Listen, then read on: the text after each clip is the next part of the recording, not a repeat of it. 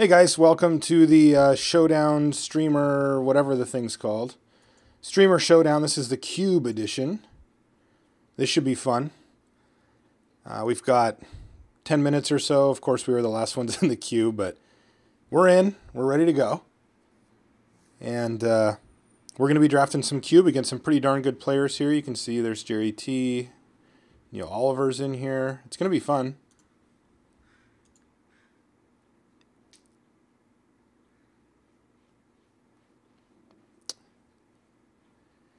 So we're going to be drafting Cube.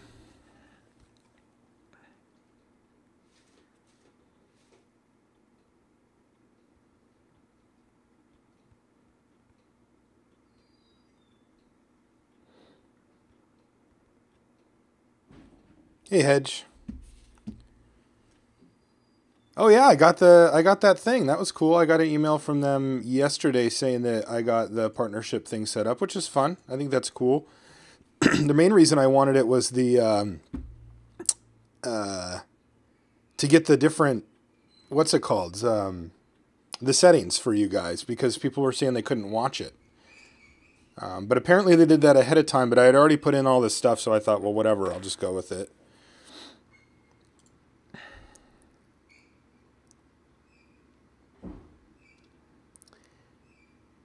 Hey Gabe, how's it going, man? Gabe J. Skip. Yeah, I am up early. I got up like an hour or two ago. We were streaming till like 2 last night. Yeah. All right, time to wake up. It's just, work never ends around here, you know? It's just, you can't buy a bucket. It's all work all the time. Work till 2 in the morning streaming, get up, stream again. So me and my buddy,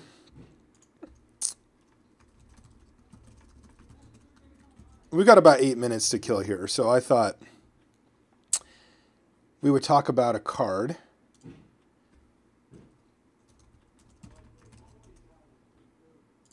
that me and my buddy have been talking about. We've been kind of going back and forth. It's a card I gave mediocre grade on the set review, and it's this one right here. Chandra's Ignition.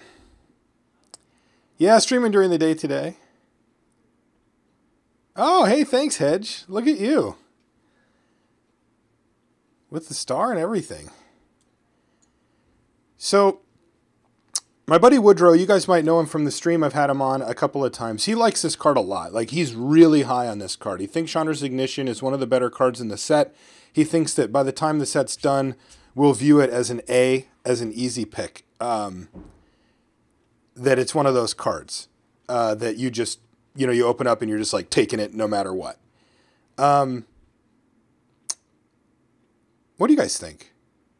What do you guys think about Chandra's Ignition? We talked about it on the podcast, and we kind of went through it and kind of went through it sort of step by step about, the good things about it and the bad things about it. But I actually do find this card very difficult to rate. Yeah, Arc Bond wasn't as sweet, but this one is proactive. You get to pick the creature and just do it. Where with the other one, it was the damage that was dealt to it, so it had to get into combat. And it was an instant, which was a little better and cheaper, but Chandra's Ignition's much, much better than that in the sense that you can choose what you want to do with it. So it looks good, but it won't be A level. Card is sweet, played with against it.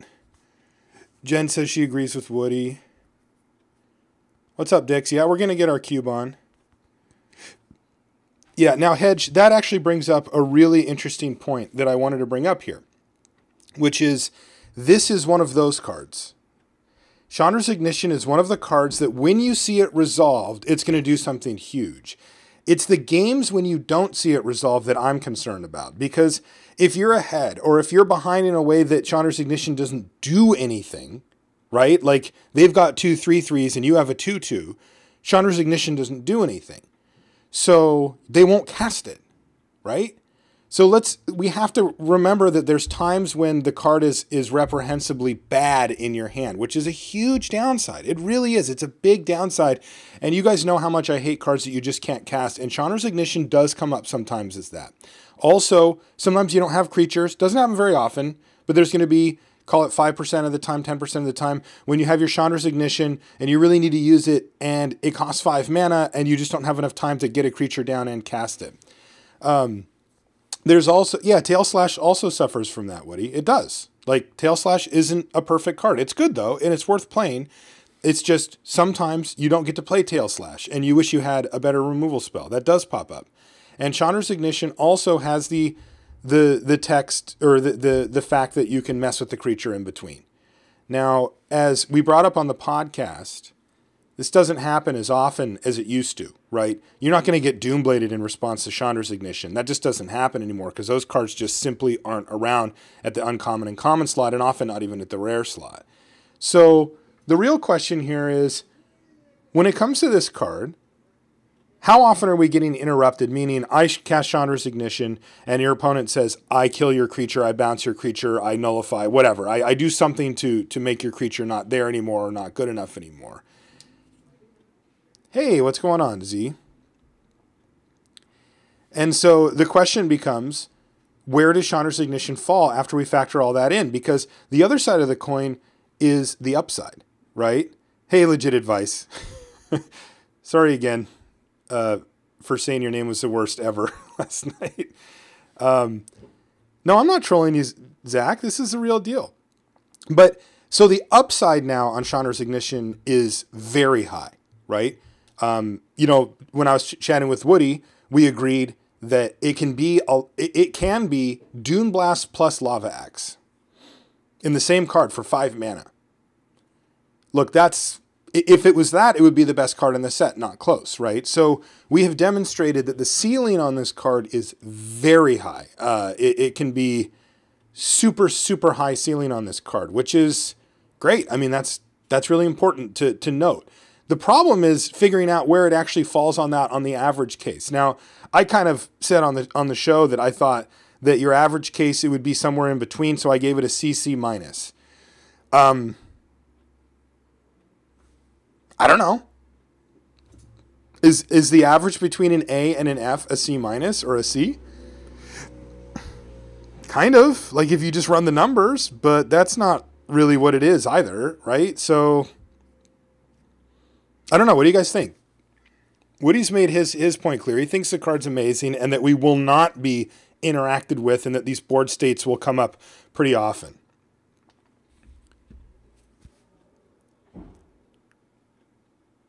Yeah, Angel of Tides is totally nuts, Hedge. I agree.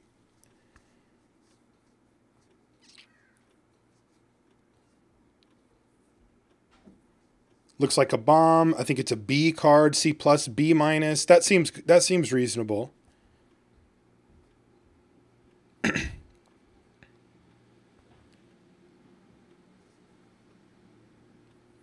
Pre-combat Titan strength. Oh my god. That's pretty sick. So Zach, you're just assuming that that's it. C plus B minus, that does seem fair. Look, you can't just give a card an A that sometimes you just can't cast or this doesn't do anything. I mean, that's just ridiculous to me. The upside would have to be, I don't know. The text would have to say something like you just win the game.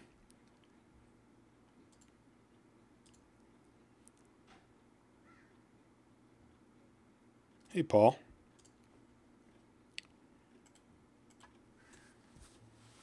A bomb with downside. That's one way to look at it. People are generally going wide in this format, and that card punished players to do that. That is true.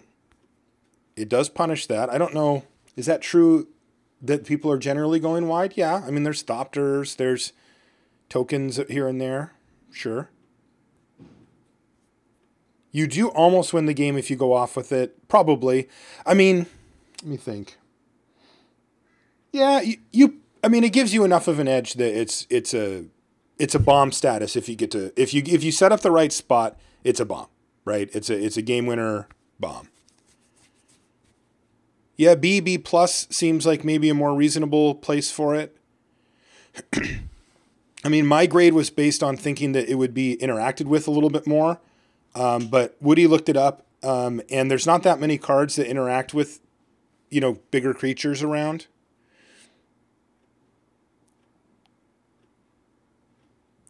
Yeah, now, because that's kind of my side of it too, is that I think that's going to happen more often than Woody does, for example. That you're going to have a board state where you've got a bunch of smaller or middle grade creatures, right? You know, you've got a 3/1, a couple of 2/1s, and a 2/2, and your opponent has something similar. It's okay. It's okay. You might want to play that card. If your opponent has untapped mana, you probably just don't, you know, of the appropriate colors. If your opponent, though, in this scenario has a 4/4, it's pretty bad. Like, it's killing all of your stuff, too, you know?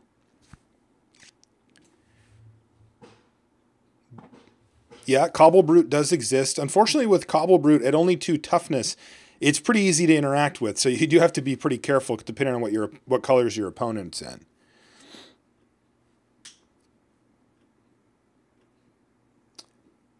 Magic the Blathering, that is entirely board dependent. I like the question, though. All right, let's cube.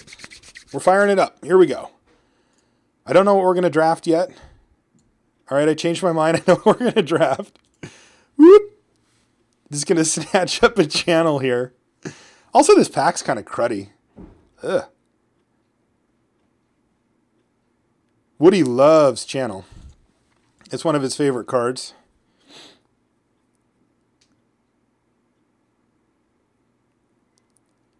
Yeah, Hedge, we are behind anyways, and that's the point. That's exactly my point with the card, is that if you're behind and you don't have, you know, this certain set of circumstances where you have a creature that's higher power than the highest toughness of the other side of the board, or if you just have a lot of things, it doesn't work. Like, how can you give a card an A that's supposed to be this big sweeper spell that doesn't even get you out of that, you know? I did go to sleep. I did sleep for a while, indeed. Yeah, this has been one of the harder cards to evaluate. We're talking about Chandra's Ignition, by the way, for those that are just popping in. All right, what do we got? Yes! An Eldrazi. Oh no, Mana War's in this pack. Oh, how can I pass Mana War? Oh, fine. Turn 1 Kozilek's probably worth it. Ugh. I feel dirty, disgusting. Let's see who we're passing to here. They're not going to believe it. That's Frank. This is us. We are passing to Neil Oliver. And then to Graham and company. Whatever. We're snapping up the Eldrazi. We just went channel into Eldrazi. Like, it couldn't be better. Channel Mana War. Meta, I don't hate that idea. I don't hate it. Hey, Ashlyn.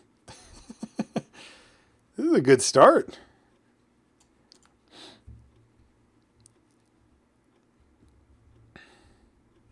Yeah, I don't really like this feeling of passing Mana War. I don't feel good about it. I don't feel good about myself right now. I'm very unhappy. Maybe not.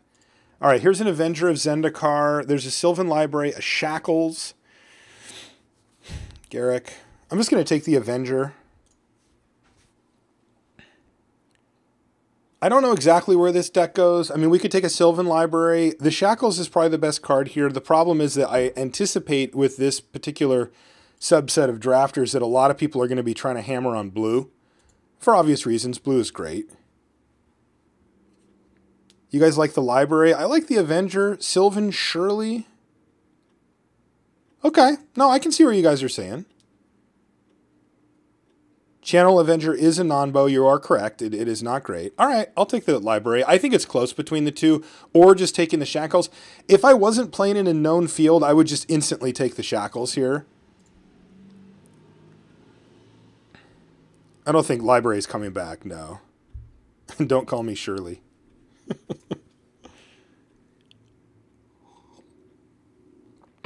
All right, here's a Eureka. Yeah, whatever. We're just going full on ridiculous big now. I don't even care anymore. We're taking every fatty we see from now on, and we're just channeling out Eldrazi and Eurekas. There was a show and tell in that other pack too. We might get that back.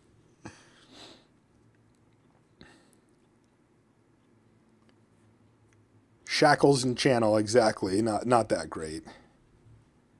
Whoop.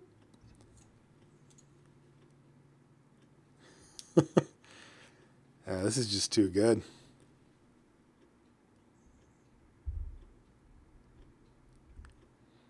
Yeah, where is Emrakul? Come on now. Channel Villainous Wealth. You know? If it comes back.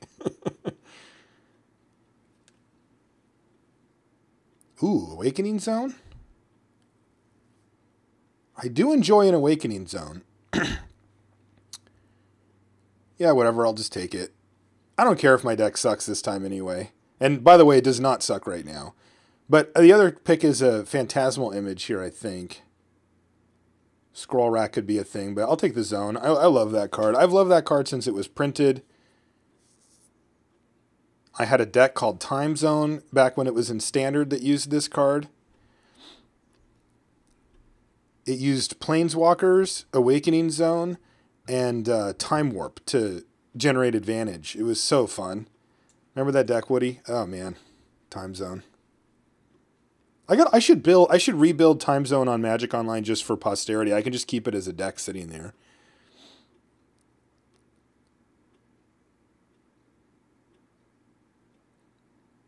All right, well, what do we like here? We could just take Beast Within and stay on the green plan. Tassiger is kind of okay. Greaves could be decent in the deck, but I generally just don't like it in the cube. I mean, I do kind of like the idea of channel Kozilek Greaves, equip, and then hit. Assault Zone was sweet as hell, too. None of these cards are really good for our deck, though. I guess I'll just stay on plan here and take the Lightning Greaves.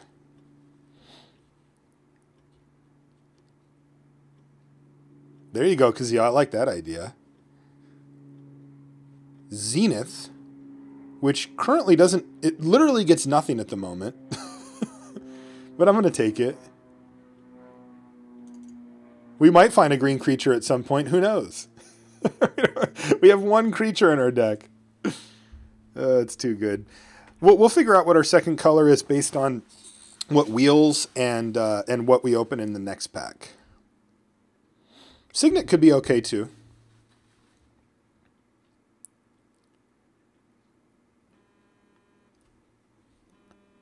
I don't know how you could consider this a boring deck. Eureka Channel Kozilek. All right, here's a Mana Leak, which is actually a bit of a signal for me that green is open-ish. Or blue, excuse me. I'm gonna take it. I don't think it means that we have to be in blue, but that is a thing.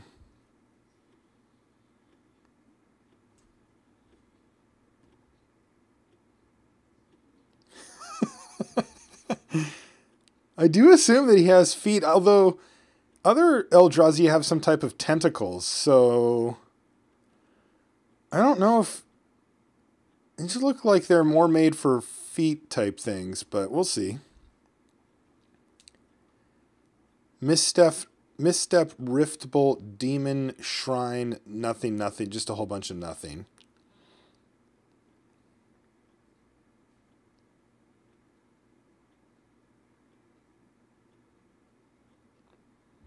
I'll just take this Shrine. All right, so Show and Tell comes back. So does Necromancy. That's interesting. I'm just going to take Show and Tell here, though, and assume that we're going bigger than what other people are. We're willing to take basically any fatties at any point that we see them, especially Eldrazi and the like.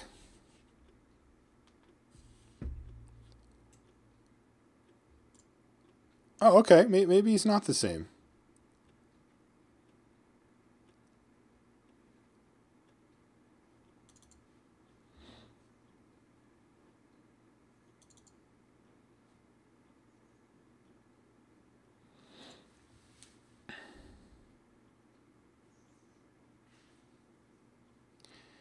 Blue-green was really, really good. It's much less good now, though. All right, sure. Phantasmal Image comes back. I mean, I like a Sidisi, but... Sweet. Looks like nobody's playing red, which is great. We get to actually have fun. All right, so let's see what we can pick up. So priorities here are fatties and kind of value plays. Shieldred. That counts. Yeah, I'll take a Shieldred here. Garrick's very good as well. Could take a Garrick. I think we want Shieldred, but Garrick's not coming back. Eureka in show, indeed. I like Shieldred. We'll take Shieldred. We have to make sure we get critical mass of fatties here. I mean, if we only end up with 2, this deck is stinky.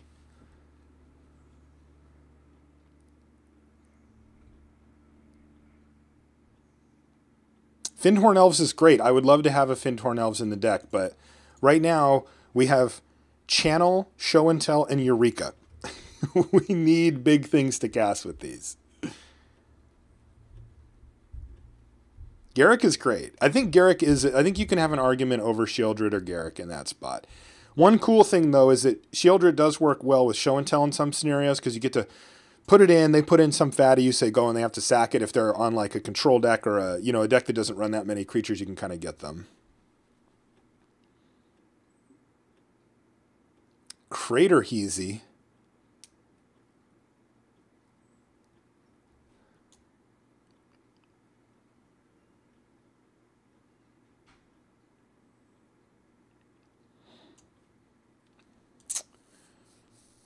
I actually don't know how good Crater Hoof is in this deck. I'm thinking about just taking the duplicant.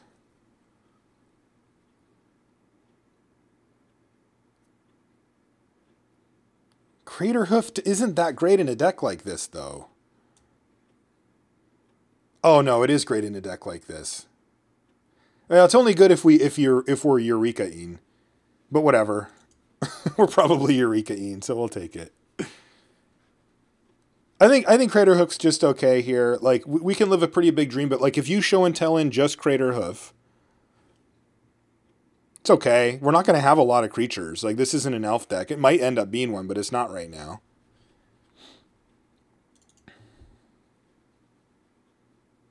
Eureka into Hoof is a big game. That is something I can get behind.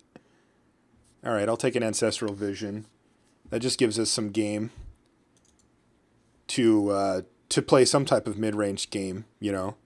Because we do need to, what we need to focus on are the really premium fatties and then ways to interact with our opponent, either through creatures or not. It does look like that's what he's saying. Yeah, we'll probably get a few mana dorks, is true. That's true. Yeah, this is Cube. We are drafting Cube. We're playing in the Streamer Showdown, which I should probably rename this.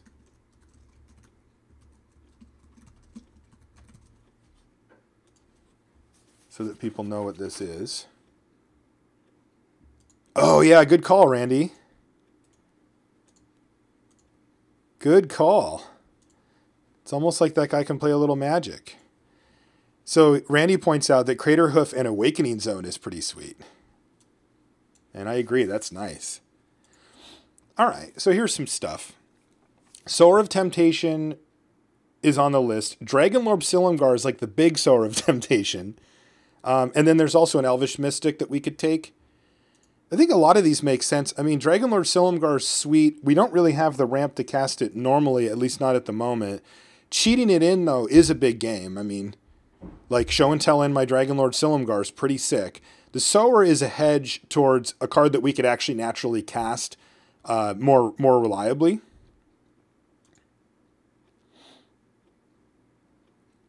Mystic is also a pick that we could totally take here. I think I'm actually just going to take the Mystic. I really like Silumgar, but I think that might come back. From my experience in the cube, I've drafted this cube a bunch of times now. Those things do come back. They have not been... Nobody's been taking Silumgar.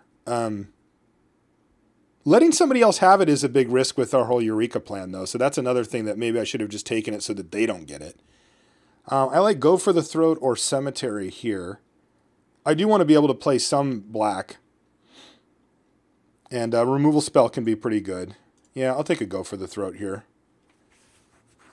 Like I said, I'm looking for ways to interact, so. Hate the Caracas? That's a good point, too. Yeah. whatever. We're just going big. If they interact with our stuff, we'll just shrug. I mean, we can't hate everything that you know screws up our deck, and a lot of things screw up our deck right now. But yes, we did it. Ulamog. We are 2 of the 3. We only need Emrakul, and then we've done it. Oh man, we have now set up turn 2 either Kozilek or Ulamog. Ulamog being preferable, I think, because Kozilek fills up your hand, but it's so early in the game you can't do a lot with those cards. You already have it, and Ulamog will blow up their land, their one land they have. So doing it, very doing it. Oh yeah, we're definitely getting Emrakul. The Zenith is unlikely to make the cut as our board, as it sits now, has only got the 2 green creatures. Okay, here's an interesting one. Thrag Tusk or Mindslaver. I think it's just Tusk. Like, I was saying I wanted some mid-rangey ways to interact with our opponent, and Thrag Tusk is a great way to do that. It also recoups some of the loss from a channel, or it can get us higher on the channel scale. Now, Sneak Attack is another thing we could take here, though. We don't currently support red, but sneaking in Ulamog, Kozilek, Craterhoof, Shielder's just okay. Does it do anything, actually? Upkeep. No, so it doesn't. All right, fine. We'll do it. We'll take Sneak Attack. Whatever. Looks like we might not play black then, and we'll play Shieldred just for, you know, put it into play value as opposed to actually casting it. All right, here's Vendilion Click or Wall of Roots.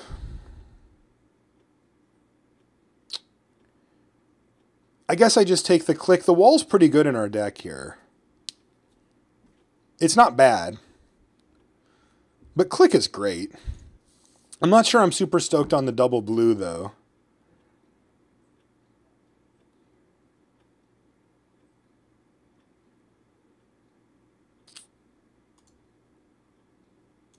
I'll take the Click. Through the Breach. Oh my god, we are just never in our entire life casting anything fairly here in this deck. This is too good.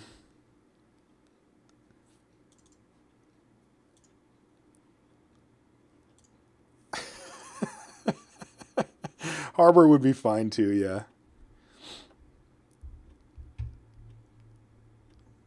Oh man. Yeah, I'll get some land. I'm not that worried about it.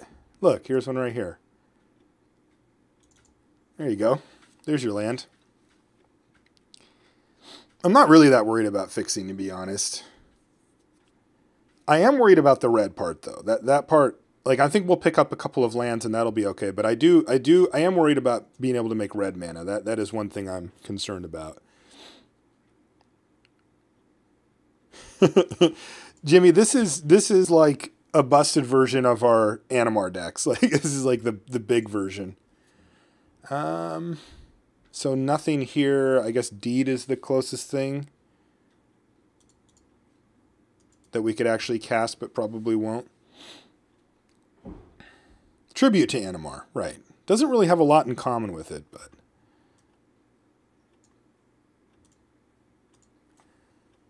Grip, Bolt, Ranger, Necro. Grip is the only thing that we could use, and the chance that we cast it is not high. Channel Animar. Jimmy, do you want to start a new website called Channel Animar? All right, what does this thing get? Sorceries and instants? It could be a thing. It's probably better than Elder. I don't know. Can't do that. Stomp Howler's nice.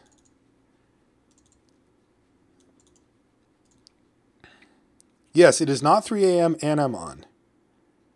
Hey, what's up, Klug? Good to see you, man. This deck is gas. Yeah, this deck is super sick so far. Yeah, we've got Eureka Show and Tell. What's it called? Oh, there's Bribery. I think in tradition of only putting in cards that we didn't actually earn, I think Bribery is probably our pick here. Also, Bribery is absurd against us. It's also just a great card. Breeding Pool is tempting here as well. But Bribery's too good. I'm taking it.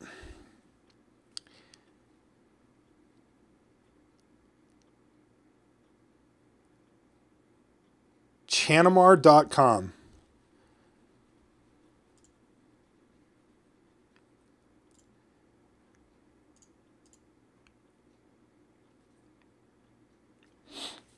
Yeah, this deck is savage. I know, I was thinking of that BPAF. We have all the good targets for Bribery. Whatever, it'll still be fine. There's only a couple of decks that it's bad against. And we can always pull it if we feel like we're playing against it. And one of them I don't think anybody's playing. But Bribery can be great. Also, man, it is very good against us.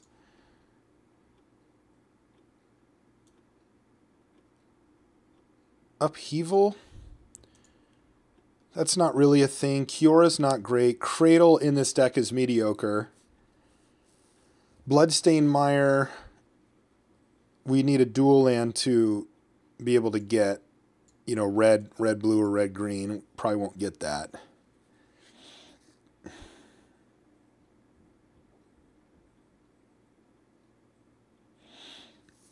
Frantic Search we could take. It does help us get, I mean, we've got a bunch of 2-card combos here. You guys like Search?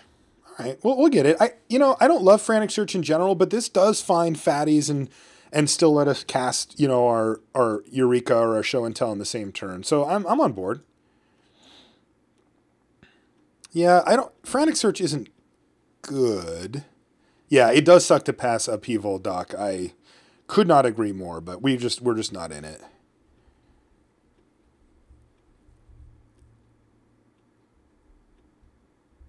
All right, decision point. So we've got multiple options here. Here's Mind Twist. I don't think we can realistically cast it.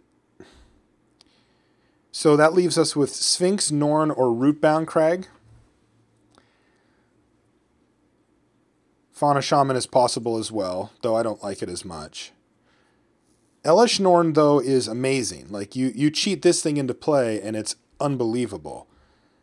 Yeah, but Twisted is brutal against us, and also if we could cast it, it would be great. And then Rootbound Crag is one way that we can splash for these two things. You think it's still Twist? All right, I'll go for Twist. I mean, being past a Mind Twist is just absurd. Like, the card is unbelievable, but I am getting worried here about being able to, like, I think that our mana is already stretched, and now if we're trying to go black, like, we're going to have to prioritize the dual lands really highly now. All right, there's a Wooded Foothills. Yeah, that seems good here.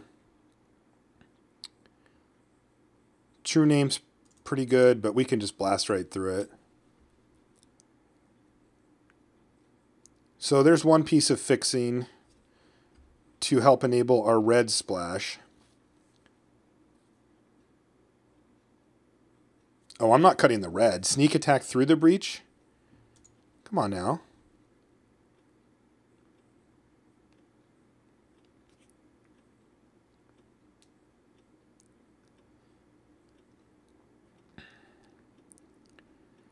I think the upside on Twist is worth it. Like, if we end up being able to cast it, it becomes one of the better cards in our deck right away. It can just be, oops, I won. Sorry. And if we don't, okay, I have to live with that. All right, so here's a Llanowar Waste that we can use to help cast it. Are we passing anything that we really want? Is Gargadon good in a deck like this? Not really, right? It's just big. What about Survival of the Fittest? We could survival away. That seems pretty good. I like having ways to get the fatties in our hand, especially because, you know, really we've got these 4 big ones, but we don't have that many. But Urborg, I think I would just take the Llanowar Waste over the Urborg, because it makes green and black, and Urborg only makes black, and we do need green.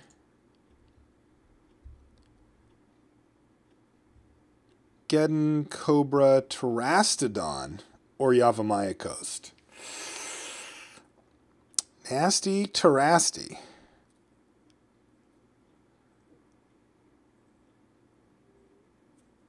I don't think that's true, Woody. Might be the case. We'll see how it ends up. Like, if we don't play, like, Augur of Bolas and Vendilion Click, then yeah, then we're too low on them.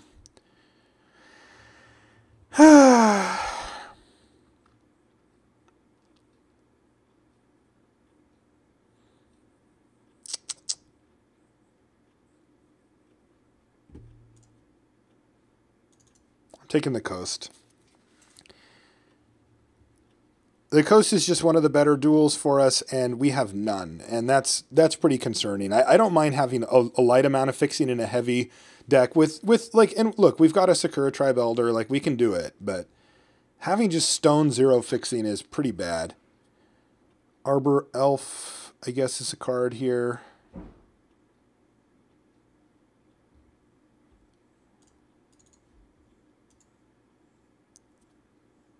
I might be too disciplined for my own good. I don't know.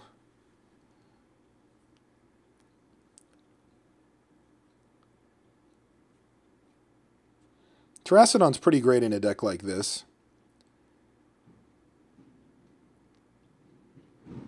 Raphellos. So you're saying we could actually just cast this stuff now?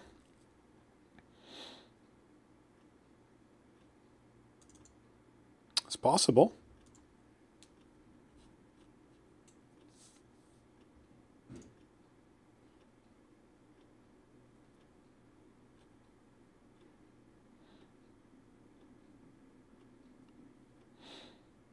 Picking up Raphellos this late is actually pretty great.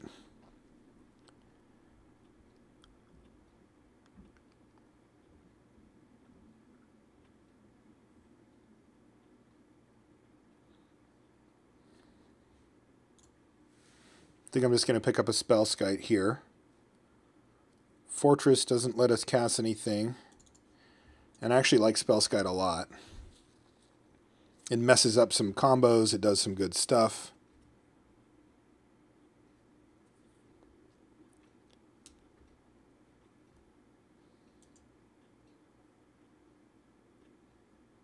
Yeah, I'm assuming that people aren't green as well, Jessica. It looks like that's the case.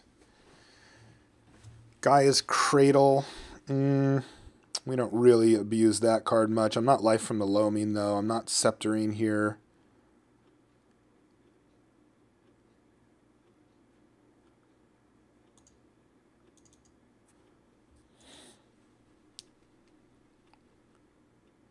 Yeah, exactly, Swiss cheese. I agree.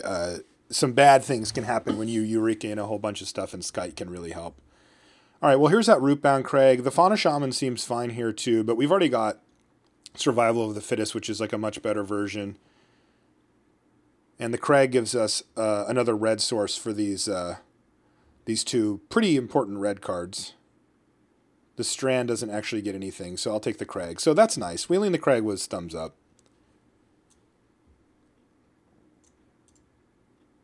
Sure. Just take the most powerful card here. Take the card that's most annoying for our type of thing. And nobody's playing Reanimator. All right. All right, so where did we end up with this thing? We need to make a few cuts, but not that many.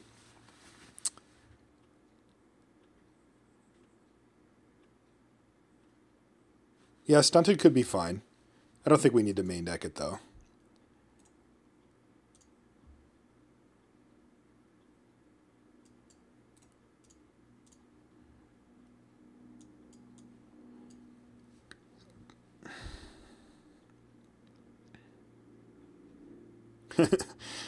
Our deck's not quite done yet. It goes all the way over here.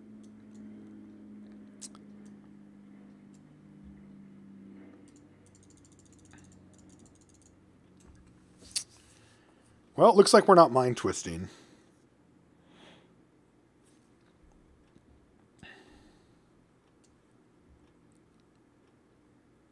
You like twist into Eureka. I like that idea as well. But we have to run a stone. We have to run a swamp for Mind Twist. And I don't think I like that very much.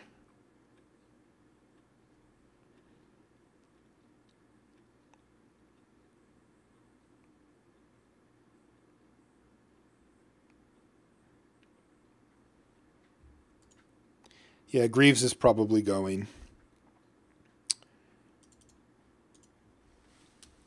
Awakening Zone is interesting. We could cut it here. It's not doing a ton for us.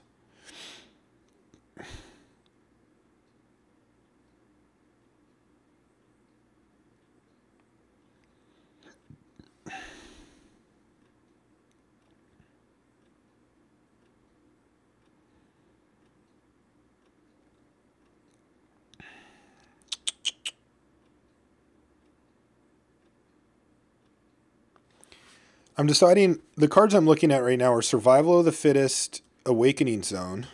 All right, here, what do you want to go up here? There you go. Those two are sort of the two cuts that I'm thinking about making here. The Survival of the Fittest problem is we ended up being not quite fatty for fatty. We've got this group of creatures that we could ditch, and maybe even this guy, to get these. The thing is, I don't know how many times we need to activate Survival to make it worth it. I think once is the number. Like, I think we just would be activating it if we just didn't have one of these, and any other creature, we just pitch it, go get Ulamog, and then play something stupid. The click is take it or leave it. I mean, it doesn't really go with the plan, but it's just generally very good.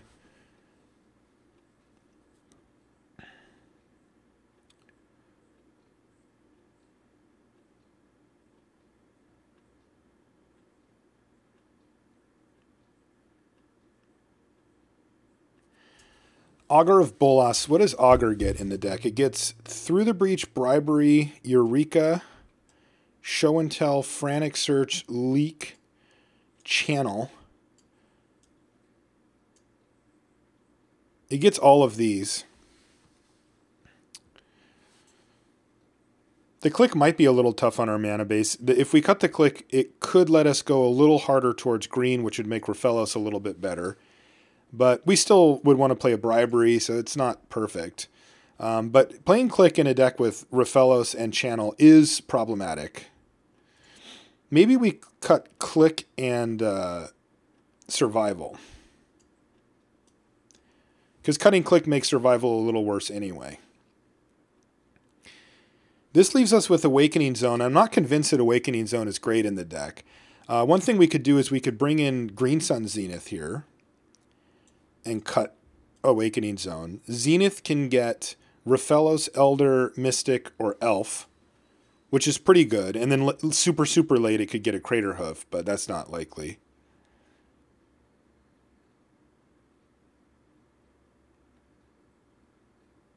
It's not very exciting. It's just okay.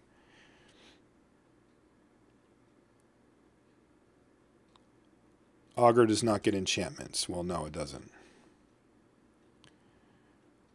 Did I name an enchantment in there? I don't think I did.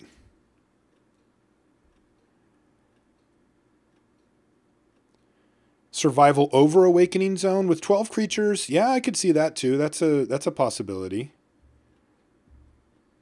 Like we could do this.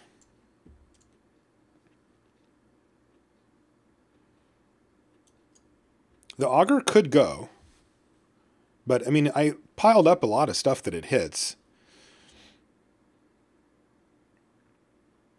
No, not Sneak Attack. Through the Breach was in there. So it hits this and this. It hits this and this. It hits Eureka. And it hits Channel, Leak, and Vision. These are the cards it hits. 8 of them.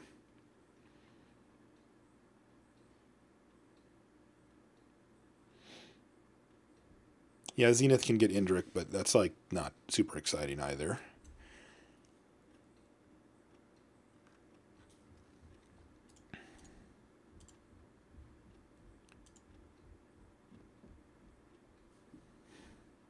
Could be our deck. Awakening Zone plus Crater Hoof is good. Awakening Zone, if we find ourselves in a mid-game kind of like we've exchanged resources and nothing's happening, can eventually get us to Kozilek range and Ulamog range, which is pretty impressive. Hey, thanks for the subscription. That's awesome. I think you're the second one. Hedge, they can never take that away from you. You were the first one.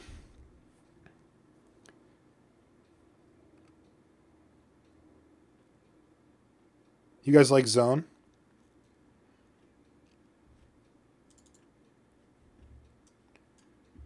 Zone over Augur?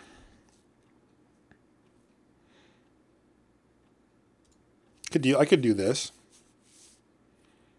Okay, we'll do this. So we get this thing, this thing, this thing. I don't think we're playing the Cradle. It's not likely to make more than 1 mana very often, and there's going to be times when it makes 0, which is pretty bad. Oh, actually, wait a minute. We have Awakening Zone. We kind of have to play the Cradle. Like, if it makes green, then it's acceptable. If it makes nothing, then it's unacceptable. And when it makes 5 mana because of this, then it's amazing. So I think that's just kind of how that's got to go.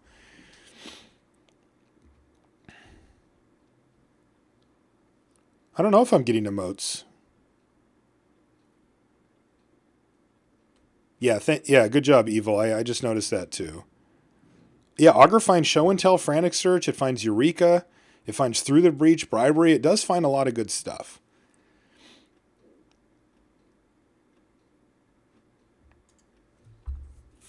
But I think this is where I want the deck to be here.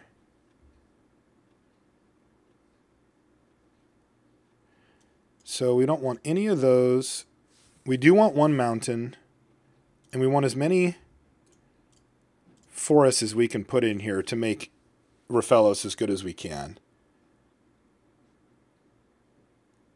This gives us 3 red sources. 1, 2, 3, 4, 5. Only 5 blue sources, which is a little sketchy. And then green we have plenty. 1, 2, 3, 4, 5, 6, 7, 8, 9, 10, 11, 12, which is, yeah, more than enough. We need another blue source in here, though.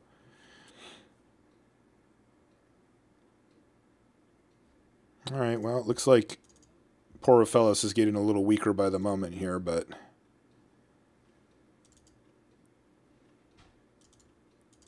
the heck?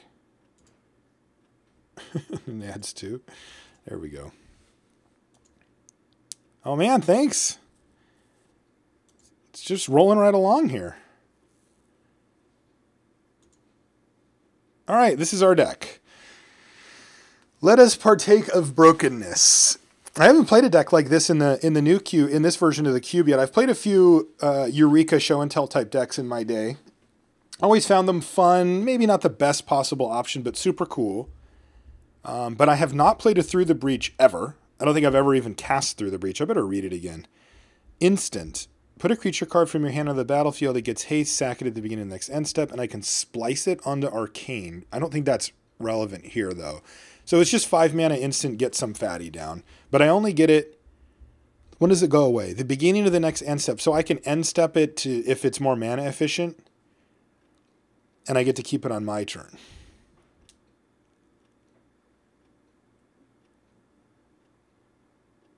Did it? Oh, it did. Thanks. Why won't it allow me to add one? Add one. And then it puts 2 things in. And then, of course, I'm too late. Good God. Oh, ridiculous. Oh, I don't think I need another mountain. Maybe. I don't think so, though. All right. Moto, please. Who are we playing? We're playing Frank Lepore. When it rains at Frank Lepore's. All right, so we've got survival that we can use to get rid of Kozilek here.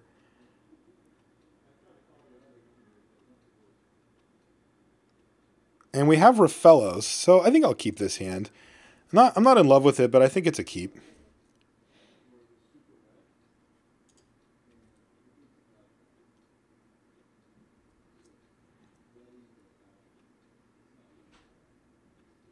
I'm going to lead with survival here, because if survival gets countered, I'm like, whatever. That's fine.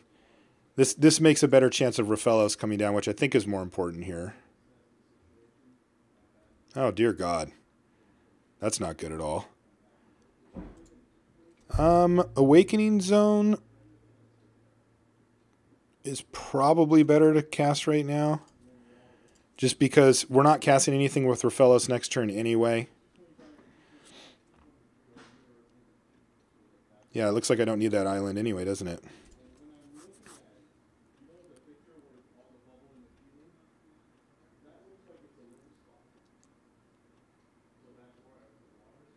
Yeah, this mentor is a pretty big issue, no doubt.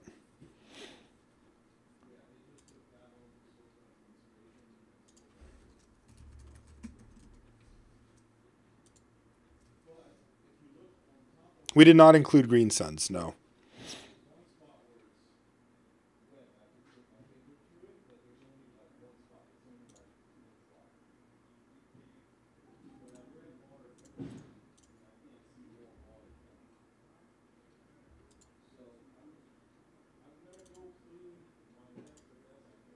See, if they have a counterspell, Frank's probably going to have to use it on Rafellos here, because this is starting to get very scary.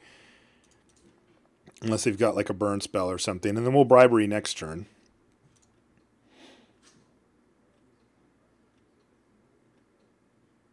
We're almost... Oh, you monster. How dare you? How dare you, Frank Lepore?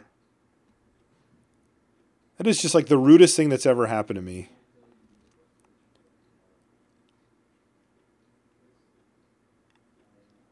Okay, sweet. So now we're...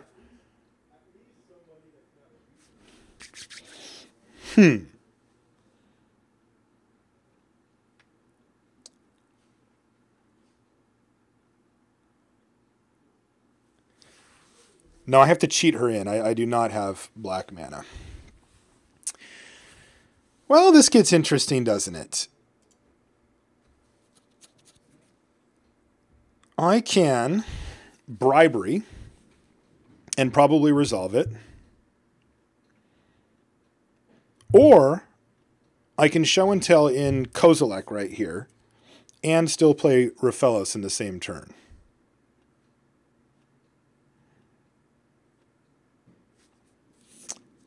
This makes me so mad. What's the difference? I guess I Bribery first, right? I have a chance to probably resolve it here. I could hit something huge, like if he's playing Elish Norn or something, I get to just wreck him. And then also I reduce the chance that they find something in there to take out. So that's probably all better. Ooh, Consecrated Sphinx?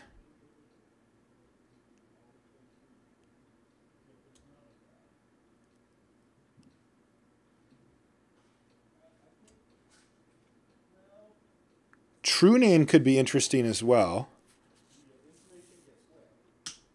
I think it's just Sphinx, though.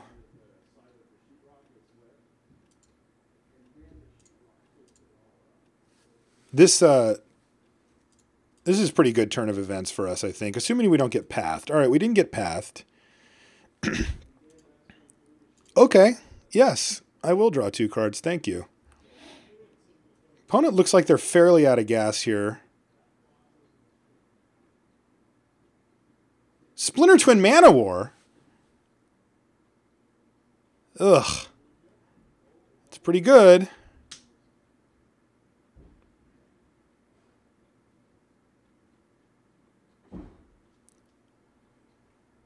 Just going to take this. And now they have that thing in their hand, so Show and Tell is a bit worse. But but putting in a Kozilek is still probably just worth it.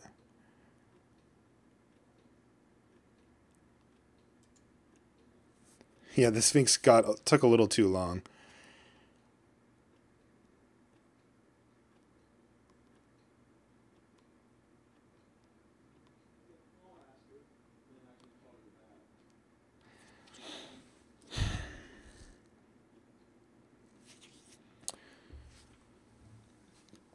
So if I want to put in Mana War, or excuse me, Kozilek, I have to Indrik Stomp Howler first and get rid of Splinter Twin, which I can do both this turn. I'm also just 1 mana away from hard casting Kozilek.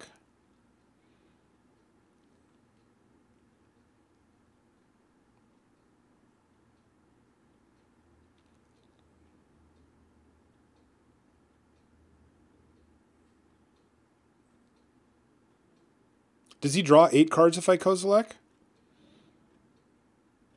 No, the trigger won't go. The Kozilek trigger won't happen. I'm just putting it into play, so I just get a 12/12 with Annihilator 4.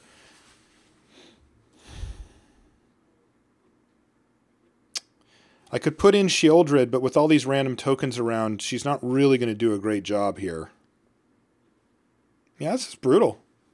Oh, we're definitely almost dead. We're at virtual 5 here.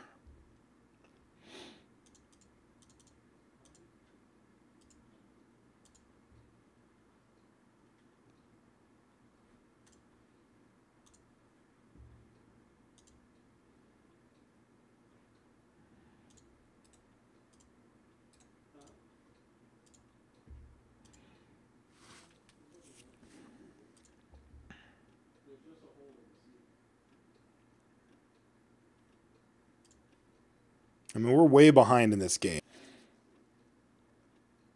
You have Path as well? Oh, no, you're just going to Grim Lavamancer me, sure. So actually, we're just dead. Yeah, I don't think there's any way for us to get out of this, because we get hit in the air with Consecrated Sphinx to death anyway. If we do nothing that turn, then... Let's see, if all we do is play Indrik Stomp Howler but don't put in Kozilek, then opponent doesn't get Consecrated Sphinx that turn, but they do get it this turn. They would just untap and play it. So, yeah, we're just... I don't think we're getting out of that anyway. It's not really a way to get out, I don't think. All right, is there anything we want to do here? God, I want that Mind Twist so bad.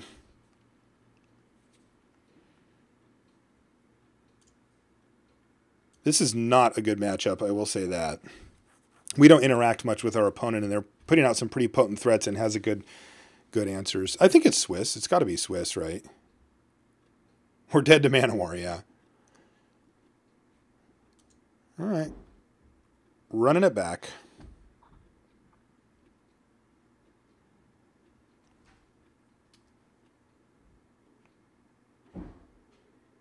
Deed would be good. There's some nice stuff that would be pretty good here, but just very difficult to cast.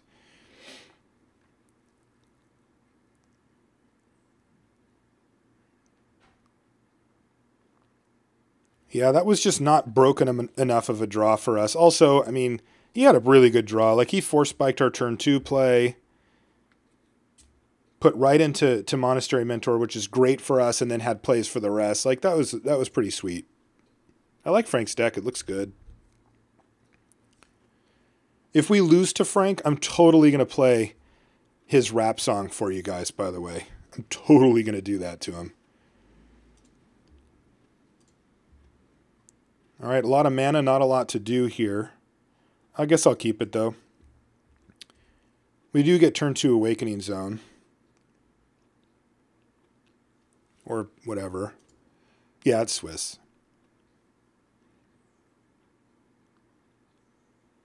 This is a good hand for Frantic Search.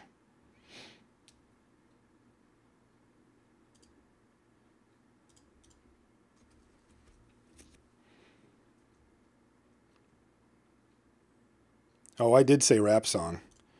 All right, there's something.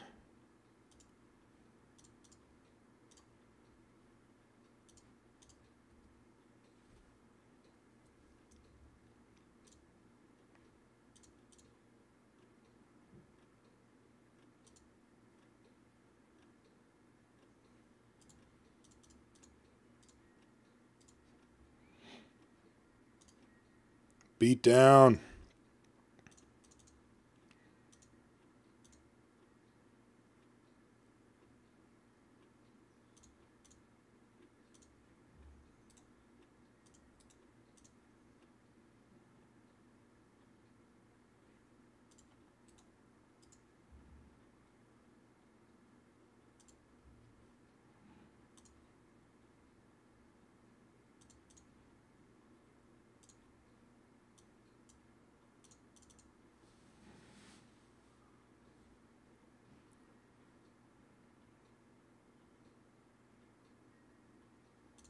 He's going to eat our Arbor Elf here.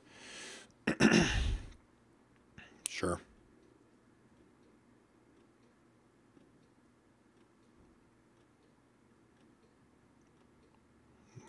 This sucks. We're totally going to get Splinter Twinned here.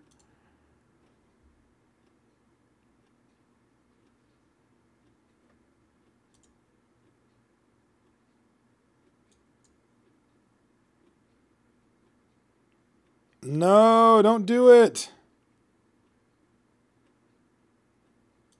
All right, sweet. We're getting attacked. That's good news.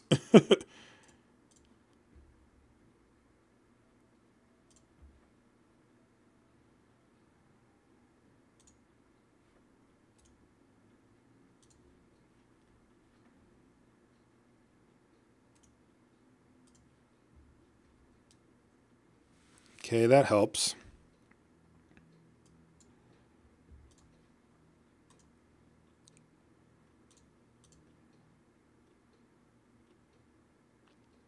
We're actually getting up towards Ulamog already.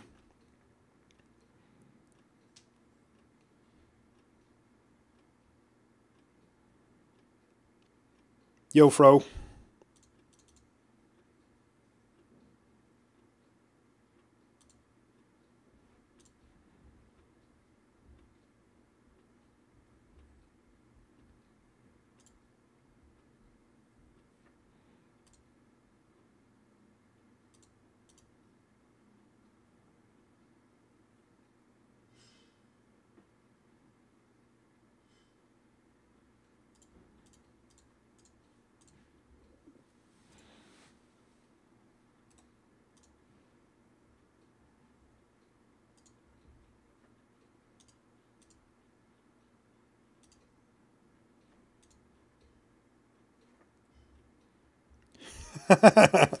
Hoof?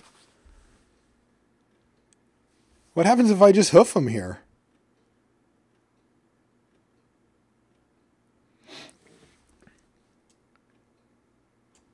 Do I just kill him?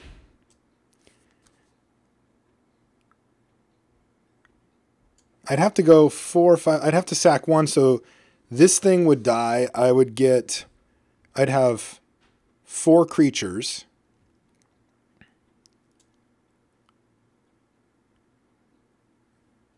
So they'd all get +4/+4.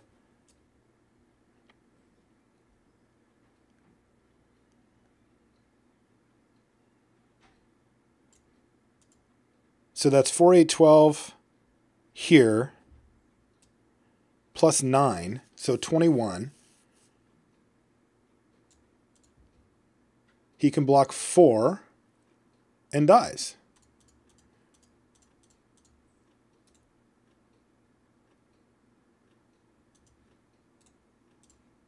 Hoof!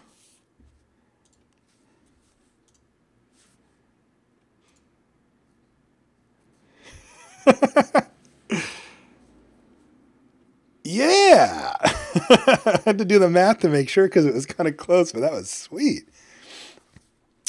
All right. Hoofed him. Just hoofed him right out of there. Do I bring in Crows and Grip? We now know that Frank has the ability to combo off on us. No, I didn't want to no math that one. That one was a little too close.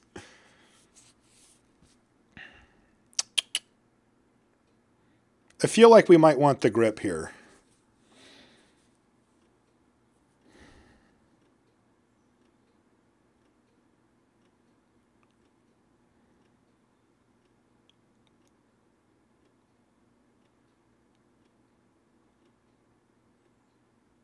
I need to play more elves. Yes, he did have Jitte as well. I will bring in the grip. Spellskite's actually quite good against that too, though, now that I think about it. We can't forget that. Indrik Stomphowler's not a thing against it, but...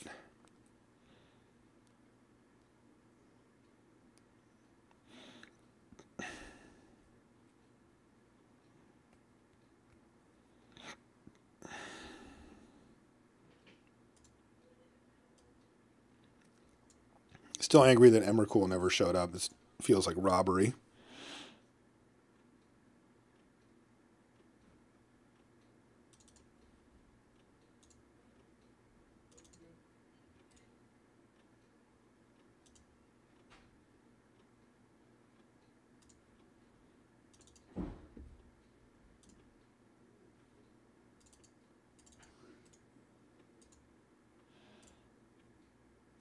He just keeps putting it back. I don't understand.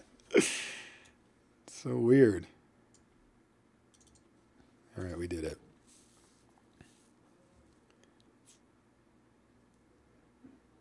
Oh, no, we didn't do it.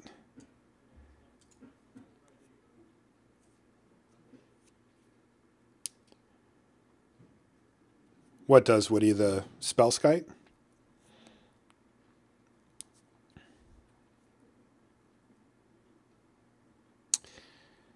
Maybe I just take the chance on it.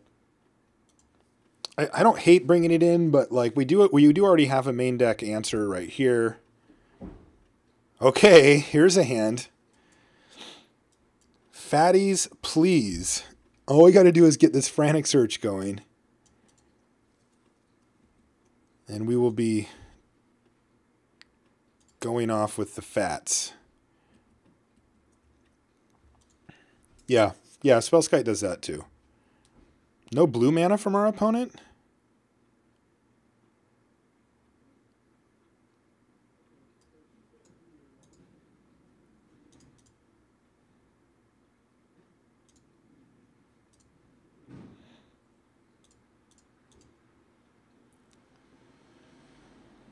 We did see main deck smash to smithereens, which is annoying, but whatever.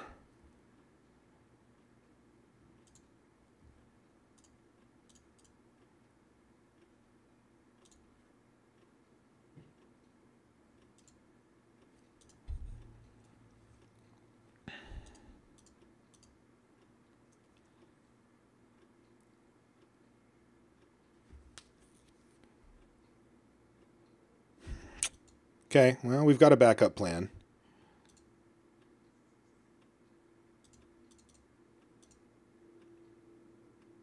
Cradle. I mean, I think we just go for frantic search here.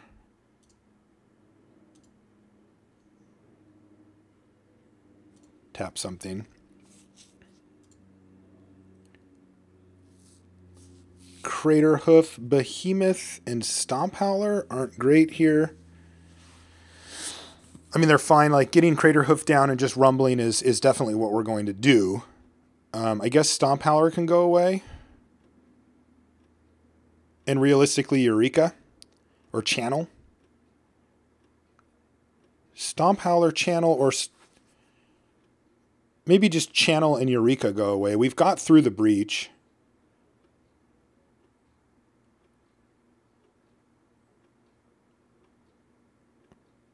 I don't want a Eureka against my opponent who's completely screwed here on mana. But getting in Crater Hoof for just a turn isn't great. I mean, it does a ton of damage, but it won't kill them. Crater Hoof now. Do I have enough green mana to just channel Crater Hoof? I've got one green floating. So if I keep channel, I get to untap those 3 lands. This taps for GG, so I've got 3 green, 4 green. I've got up to 5 green, which is exact. I need 5 to be able to keep Crater Hoof and just keep whacking him with it.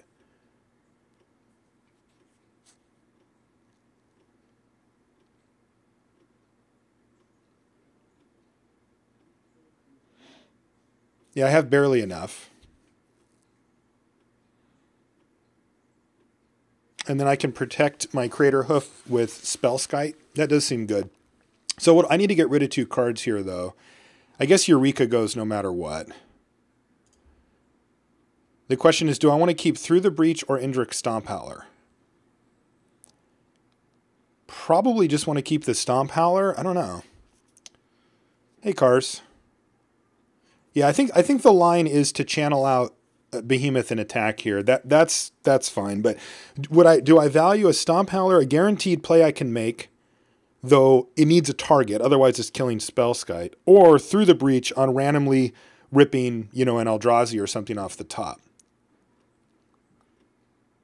I guess it's just Stomp Howler here. You'd keep Through the Breach? I don't think I can channel Stomp and Behemoth, and I don't know if I want... Actually, I would do that, wouldn't I? No, I wouldn't even do that.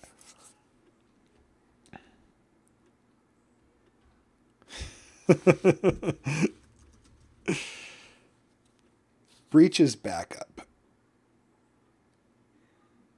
Yeah, Stomp Howler kills our Spellskite if we play it without another target, and I don't want to kill Spellskite, so we would end up just keeping it in our hand until my opponent played an Oblivion Ring or a Signet or, something like that.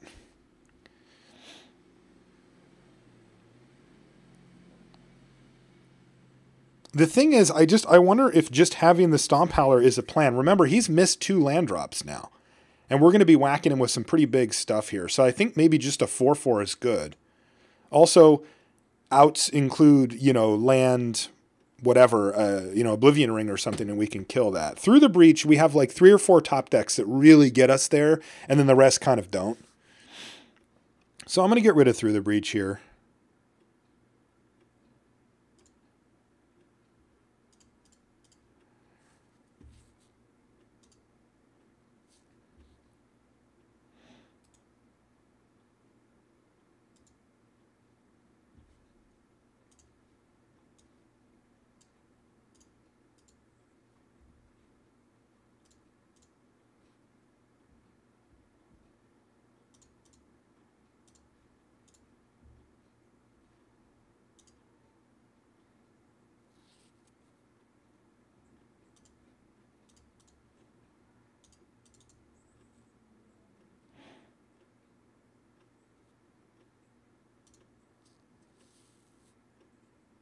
I have to tap the elf.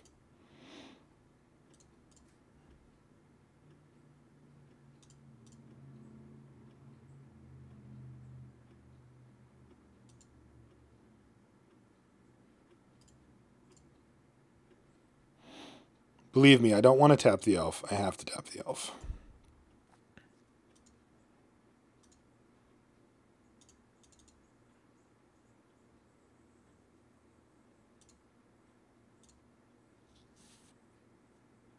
See, like right there, do I just play the Stomp Howler? It gives me lethal. I don't know.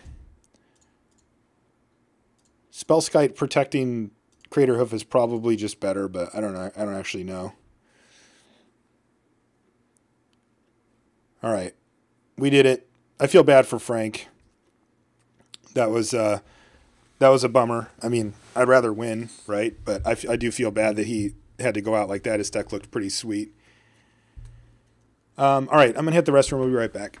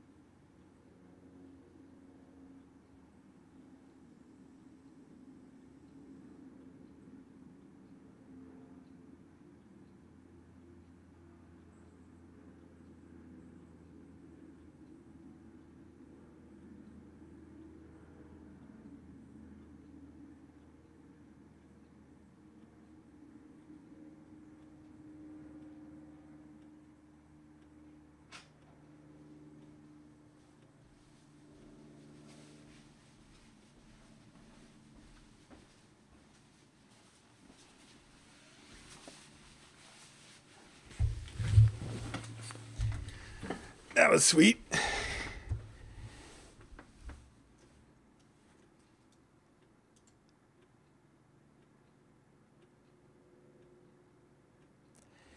Thing is, if I don't see him getting this out of without wrathing. He had Twin and Exarch in hand. Well, there you go. Oh no, brain froze. Oh God, I hope we play whoever that is.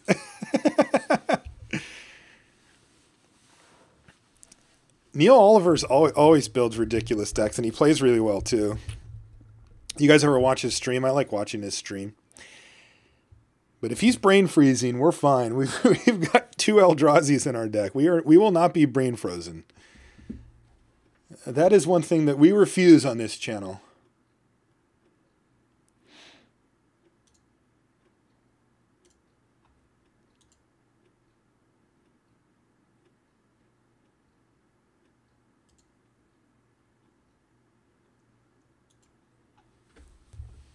Hoof, there it is, says Lee.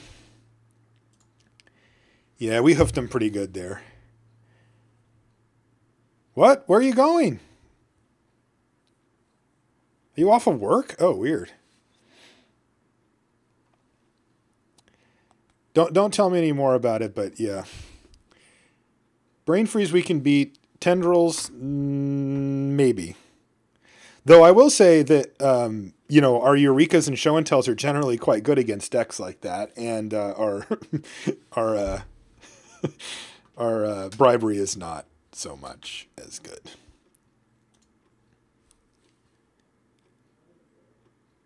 Oh, working to work, huh? Yeah, tell me about it, man. I know how you feel.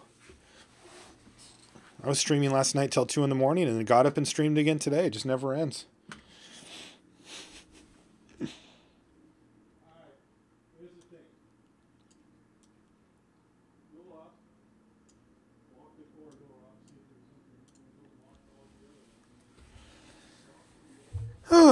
So that was fun. Let me bring up our deck here so that everybody can see it.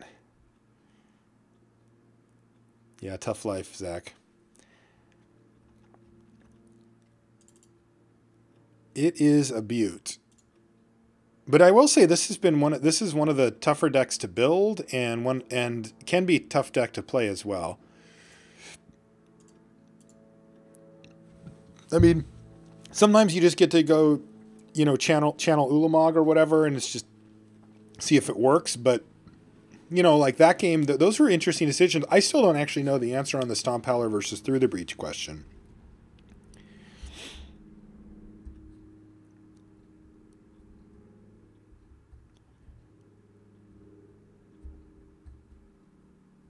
Okay, Opeg, I'm working on it. I'm working on it.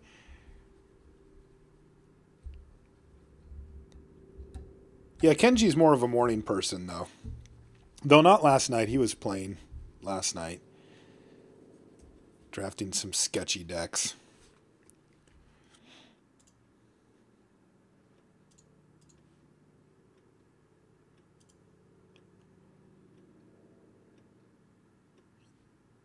And it looks like a few matches are still going on.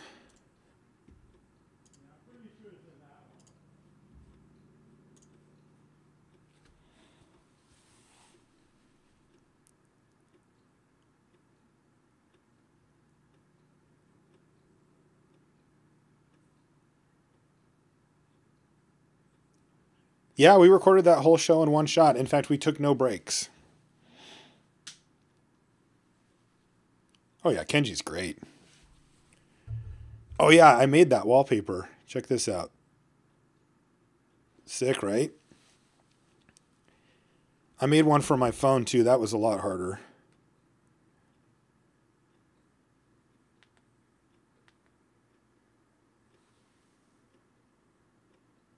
Because it doesn't line up right, so I had to do a bunch of stuff, but tandem drafts. What do you mean tandem? Like just we both draft one deck?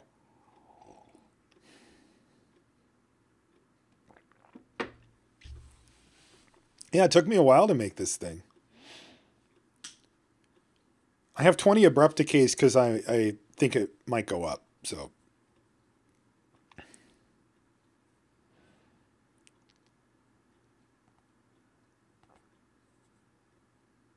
hey, Monastery Mentor 2 White. The streamer challenge is happening today, right now. There's 2 different flights. There's one at 1 p.m. and one at 6 p.m. We're in the 1 p.m. one right now. And we play against each other. Oh, we could probably do that, where Luis and I draft and he trolls me. I'm sure he would be fine with that. Yeah, and so we play against each other. It's not about viewer count or whatever. Anybody can watch whoever they want to watch.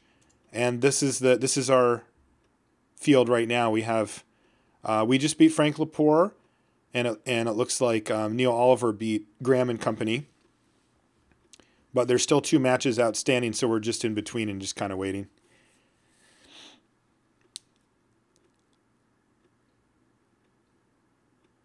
Oh, I bought those abrupt decays a long time ago.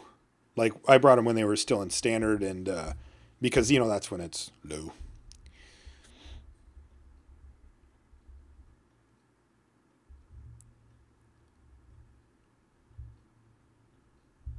Totally, Anthonus. It makes you it teaches you to view things objectively as opposed to try to get caught up in the emotions of it. You make the best decision that you think you can at the time, and you go with it. And if it doesn't work out, it gets you more prepared for the fact that it might not work out.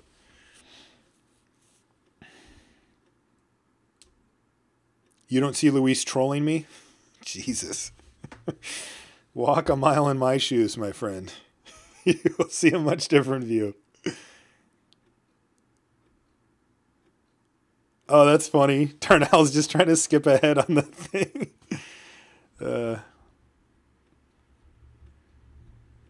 Oh, no. I mean, it's not a respect. Like, him and I are good friends. It's not that. He's trolling because it's funny. That's it. It's just for fun. It's not like mean trolling or anything like that. Like, he's never hurt my feelings or said anything that I thought, was too over. He's funny. I love it. I think it's hilarious. Yeah, that's a little better. Qui69. It's nonstop trolling. He's not a bully. I did not have any trouble, though, Eric. That was 6 years ago, so it's a little different. But I have put up the 1-for-1 and the what's it called, the constructor resources, and I didn't have any issues with those. It takes a couple days, but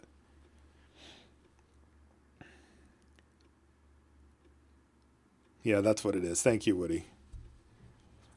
Thank you for that compliment.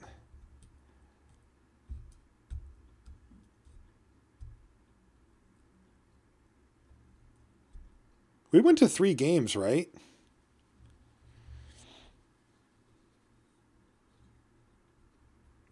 Yeah, I don't know, Eric. That is really weird. You should try it on a different computer. Make sure that it's updated and all that. Oh, God, my pronunciation. He's so ridiculous with that. He pronounces like 5 different things wrong on a regular basis and then criticizes me when I pronounce it right. It's like, who is this guy? How do you get away with this? I mean, I've got a list of things that he says wrong every time. Like, that's not even, it's just an English word and you're just butchering it. And then I say one thing correct, and just because most people say it wrong or wrong-ish, then he gives me crap for it. Yeah, whatever. I know where I stand.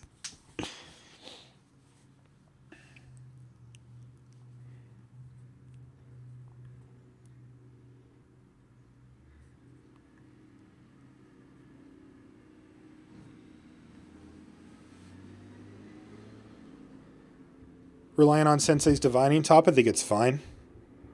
Top, that is one of Top's roles. It will find you lands and stuff. I mean, if they're not there, you could be in big trouble, but I don't mind it. I'm not salty at all. Voltaic key. Get out of here. Who do you think you are?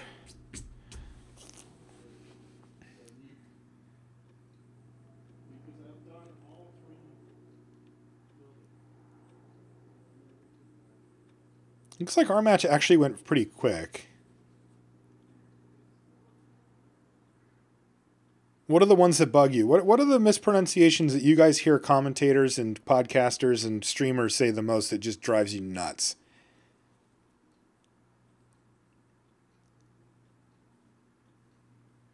What are my wishes for Battle for Zendikar?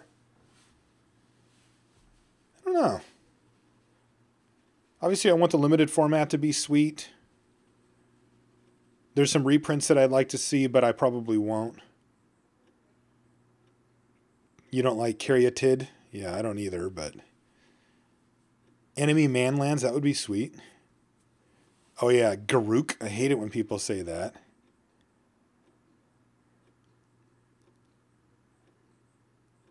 I can't tell how you're saying it, Synth, but it looks like you're actually putting it in as correct. Oh, it looks like we're up in 2 minutes. Full Art Lands? Harbinger? That has not been a while. There's one in the current set. Harbinger of the Tides, and people do still see Harbinger. Eidolon versus Eidolon. Yeah, I don't know if Eidolon is technically correct, but that in English we just say Eidolon, but... Yes, there you go, Pharmacist Judge. I want easy pronunciations. I'd love to see Oracle of Moldiah reprinted. I don't think that'll happen. Yeah, it's back. It's back. Harbinger of the Hunt is in the set previous. Yes, it's Caryatid. That is how it's pronounced.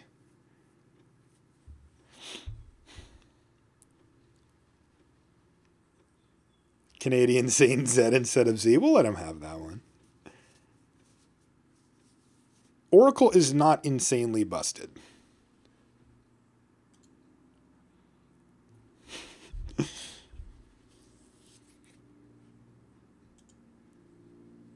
Yeah, I know. I agree. It's Caryatid and it's a little weird, but that is how it's pronounced. Yeah, Harbinger of Tides is sweet.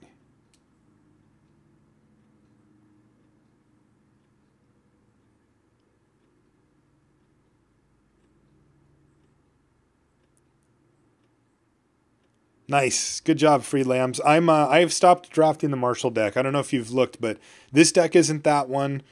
This is like a combo deck. And then the next few videos, the cube videos you'll see on Channel Fireball, coming up, are also not my normal deck. I have been playing it, but it hasn't been as good. I'd probably draft 5 of them.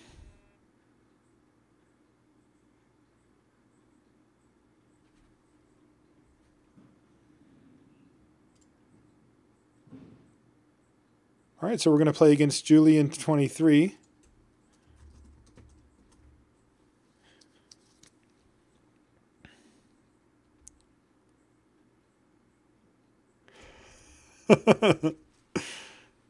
Apparently we've played each other in all of our streamer drafts somehow.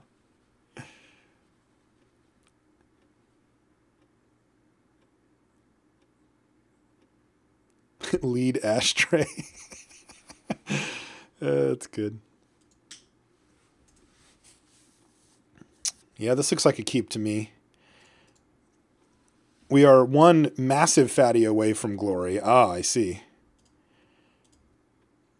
But also we get to play Raphelos and against green-white. That's pretty go. Dear God!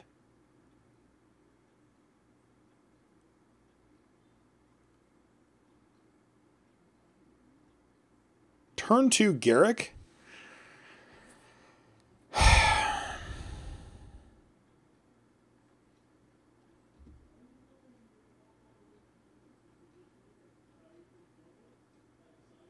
So Garrick's going to kill Raphelos. That's the problem here, right? So I think I'm going to play Elder instead.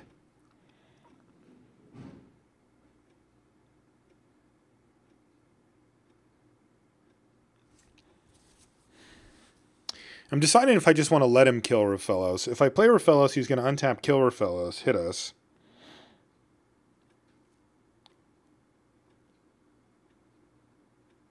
What we really need to find here is an Eldrazi, but...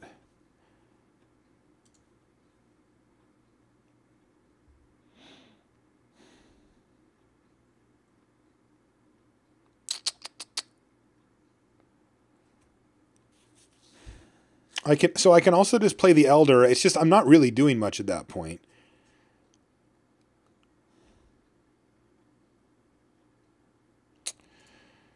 All right, fine. I'll play the Elder. Prevent a little damage here.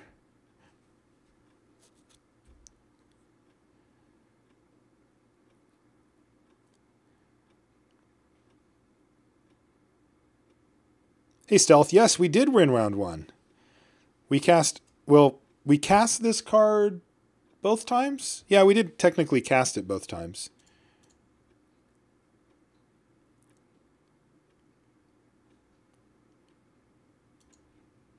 I might just take this trade. We don't have anything red going on here, and killing an elf seems good.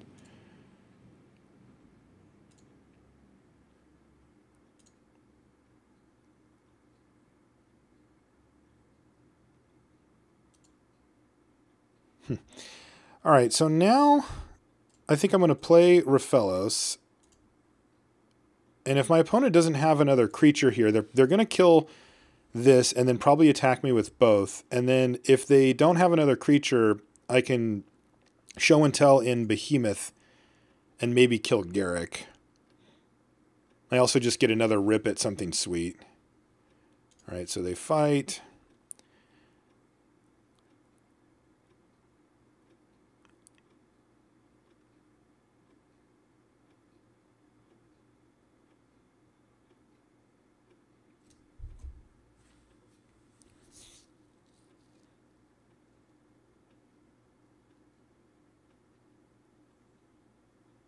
That's interesting.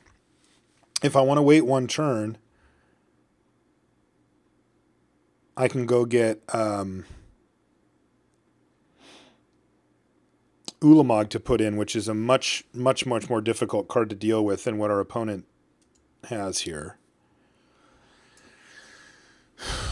Otherwise, I could just go for Craterhoof right now and try to kill Garruk. But my guess is that my opponent is going to plus Garruk as opposed to minus Garruk. Because a disaster, not a disaster, but a strong annoyance that could happen is if they get rid of Garruk to go get a creature that then show and tells in profitably here. But just attacking with an indestructible Eldrazi means that these stupid things don't matter. Because there's every chance as well that we put in Craterhoof Behemoth. Let's see. Oh, it does become a trampler, though, too. So they need to put in something 5 toughness or bigger to actually not have Garruk die. Ulamog will not blow up Garruk. You have to cast him, and Show and Tell just puts him into play. So we can't do that. I'm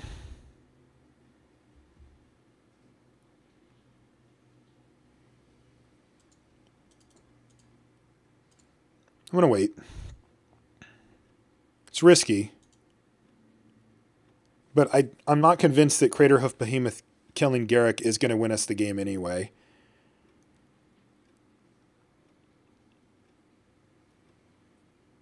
I think I wait for my draw step here too, because I wouldn't mind keeping Craterhoof in hand. It'll be 6, yeah. Okay, so even a little bit bigger.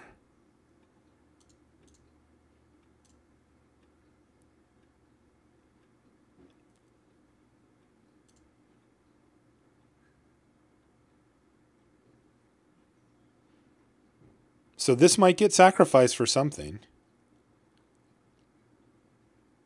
We do get to see, though, right? So we'll be able to plan accordingly. Wow, that's aggressive. Sacking Noble Hierarch. Uh-oh, he says, oops.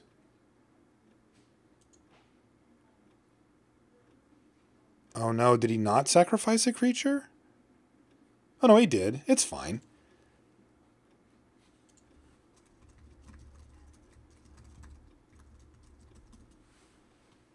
That's fine. It's a bit of a bummer. Yeah, it was 6 toughness. It was my bad. I said 5, I meant 6. But either way, let's see what opponent gets here. So they're saying, though, I didn't want to do that. I actually wanted to make a Death Touch Wolf. Restoration Angel, that's great. That doesn't do anything. All right, so we brick again. All right, well, let's just go get Big Daddy.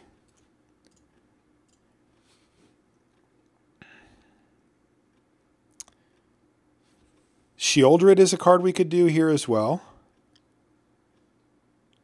But I think it's just Ulamog.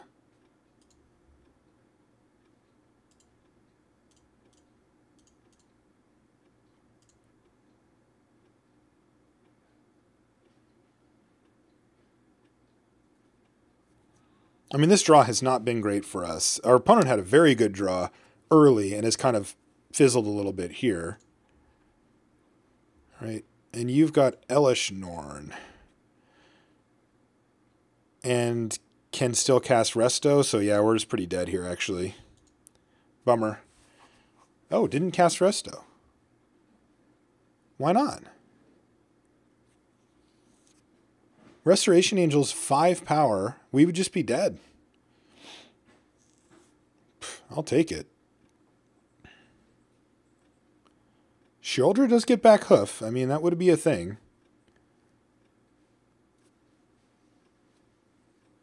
Okay.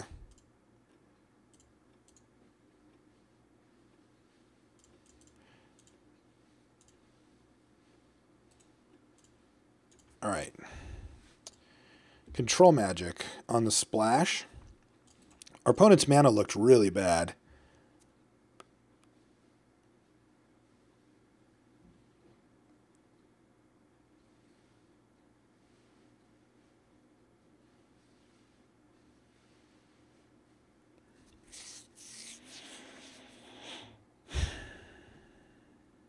Grip is the card I'm considering.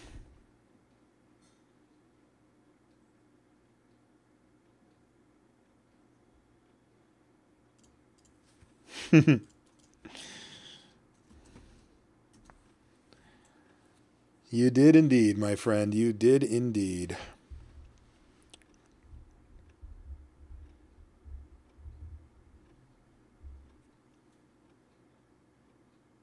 I don't think I actually want to change anything here. Grip is a card I consider. But again, we have the whole Spellskite thing where that already sort of serves that same purpose against what we wanted against, and we've got the Stomp Howler as well.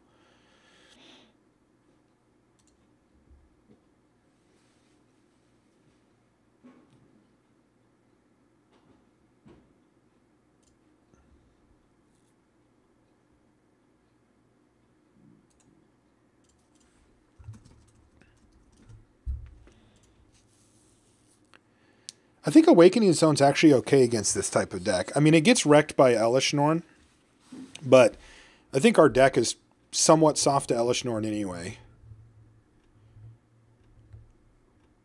And, I mean, from what our opponent did that game, kind of dirtling around, right? It wasn't doing a whole lot. Like, at that point, we were facing down a couple of wolves. I mean, I think our draw was mediocre to good, and then it was completely just trashed by our opponent's draw, which was really well suited to ours. The early fast mana, raw.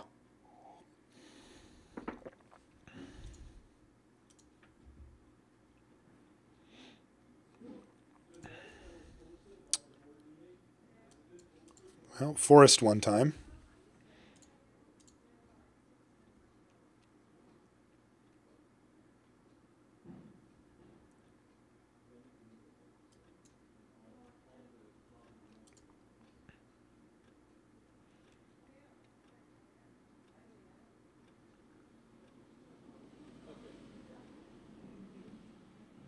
Come on. All right. That actually is the thing.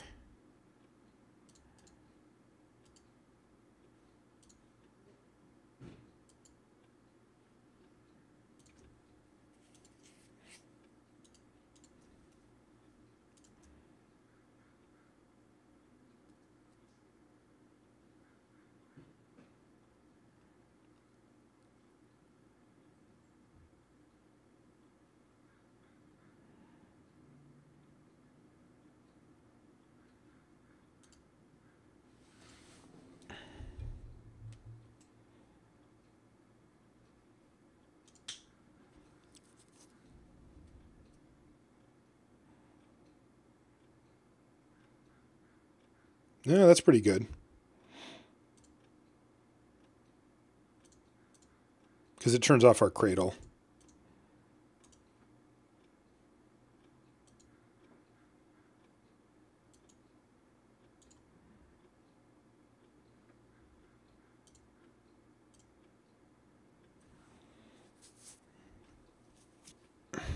We're close.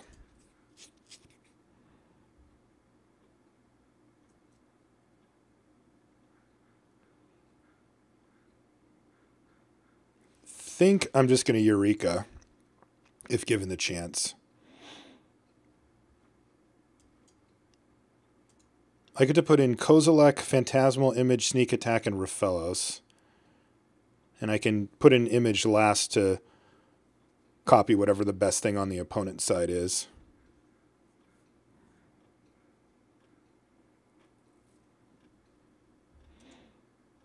So I think that's pretty good. I like the fact that everything we have are permanents here.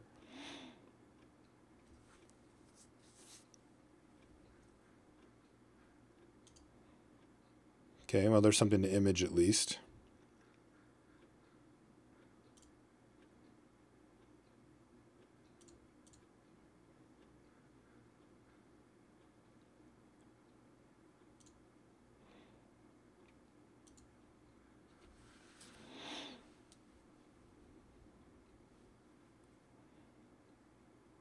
Yeah, I guess we just go for it here.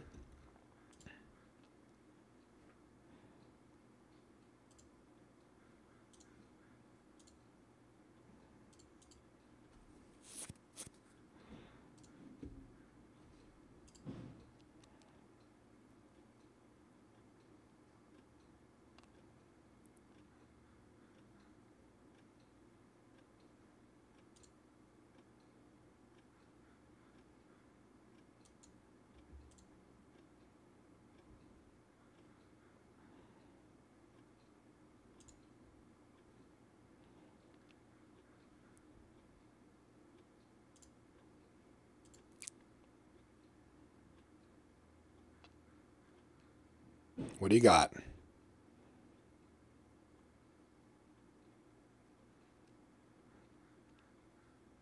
What do you have? You've got a Kitchen Finks. Re-raise.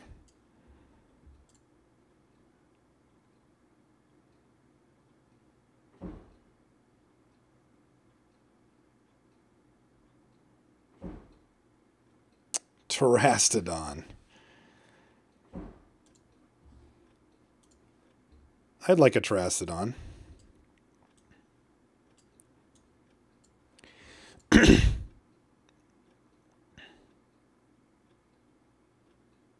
This is sweet, by the way. One more card left for our opponent. It could be a permanent or it might not be.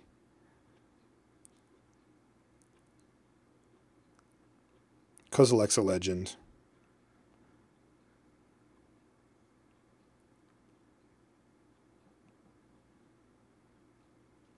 This is dumb. I agree, Swiss cheese. I have no idea what's going to happen after this.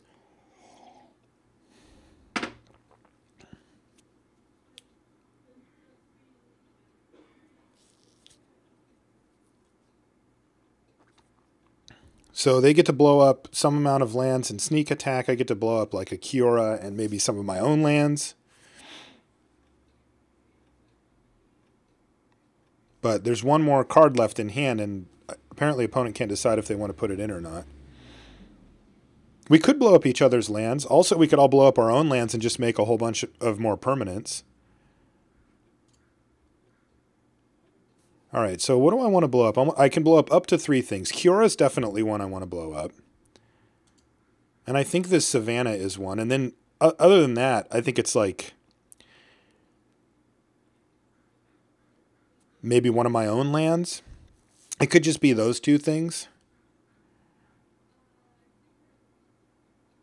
I don't have to do 3. Would I rather have a 3/3 on the ground?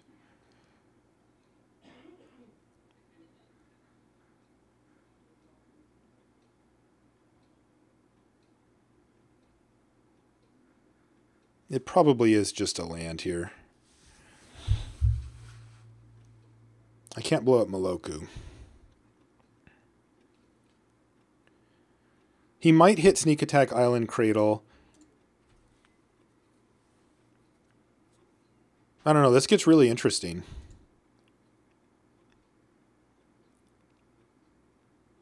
Because Kozilek will attack, and it won't actually be that bad for our opponent. They're going to be able to trade off like Terrastodon and a token, plus like sack a couple of illusions or whatever. So this gets actually quite interesting. We're probably going to need something else to actually win this game. The Terrastodon changed everything because it gives my opponent so many extra permanents, and it deals with my board, though. My board's, not great. This is where we'd much rather have Ulamog. Even though... All right, so what do we got here? What did he target?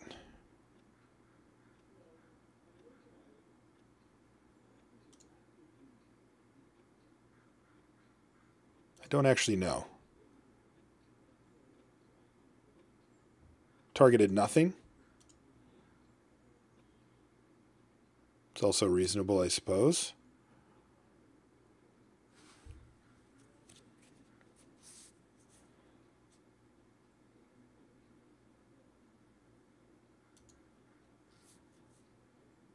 Yeah, targeted nothing.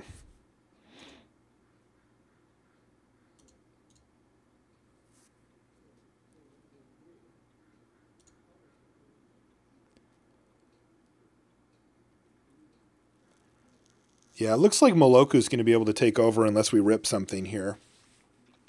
Like, ideal rip is probably, just any of our other Eldrazi. Because we're going to start getting hit in the air pretty good here.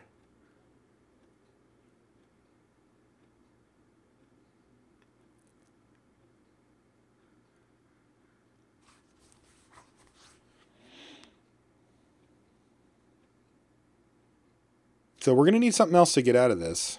Crater Hoof off the top would be great.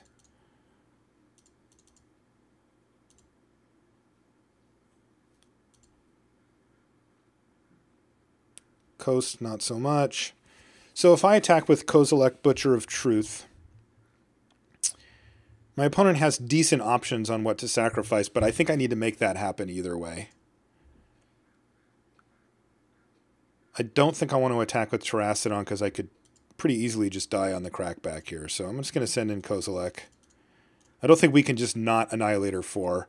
I mean, if I could pick any, call it 5 of these permanents to destroy by trading Kozilek, I would do it. Even if it was just these 3 illusions and like the 2 forests. Like that's worth it, I think. And then if my opponent actually wants to trade for Kozilek, they're going to have to throw like Terrastodon plus Elephant in front, which I definitely want to get out of there. Okay.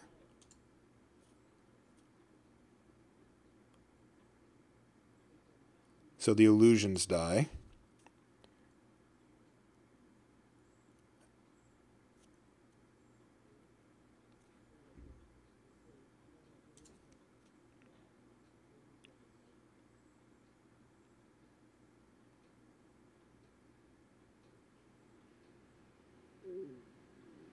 I think our opponent should have killed Sneak Attack as well.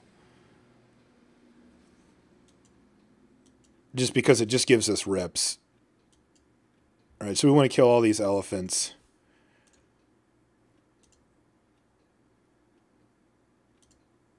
And half of a Sphinx.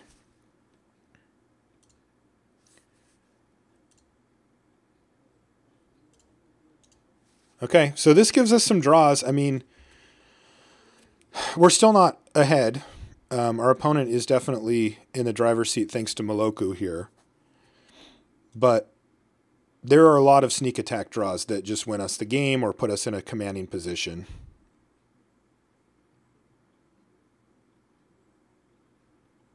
No. Now we're dead. That sucks.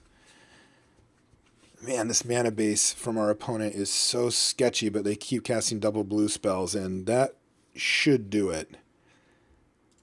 Can they just kill us right now? Not quite, but next turn we're dead.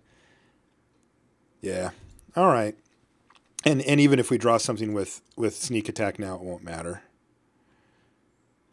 Yeah, it's good. Opposition's a nice one.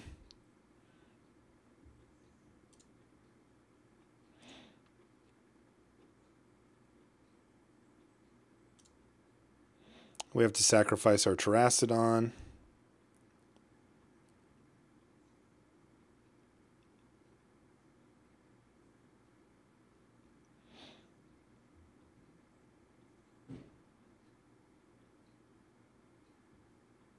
We don't have Emrakul. I think Opposition is just one of the best cards in the cube. I pick it super highly because we are just dead now. That was a sweet game, though. Very close.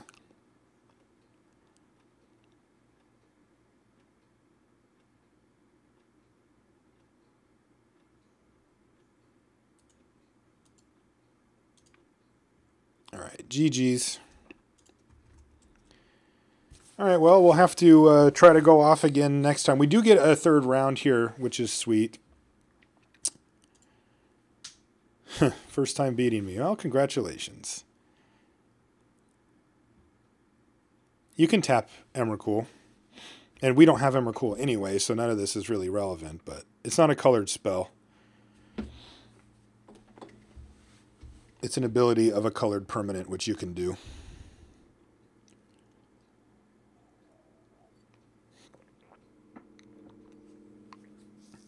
But we don't have Emrakul anyway, so it's not super relevant. No, it's not spell or ability. You've never Oblivion Ringed an Emrakul, Woody?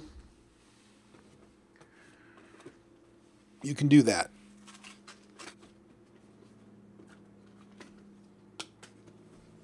So let's see what else is going on here. So we lost 2-0. We are... It looks like Frank beat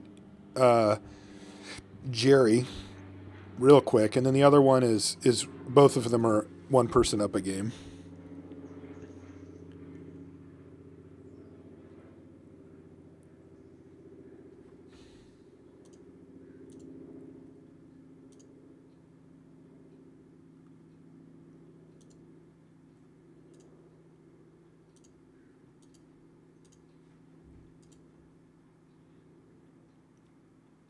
Yeah. Control Magic, Sower, they're all good against it. So is, what's it called? Opposition. Opposition's just the nut, though. I mean, that card is just so fantastic.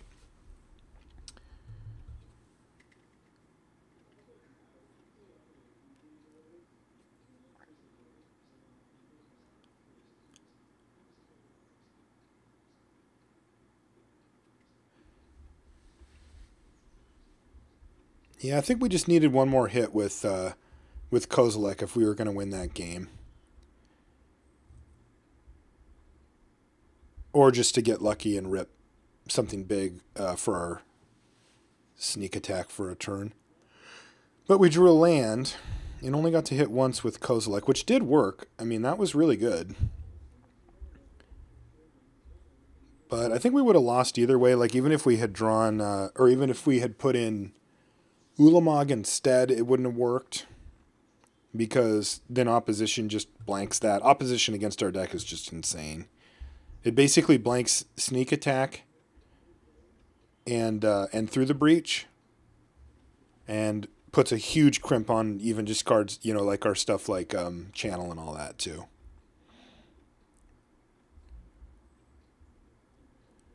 Yeah, that's right, Woodard. You can't control it because it's still a spell when it's on the stack. But you can get it with Sower and O-Ring. Bring up the deck here.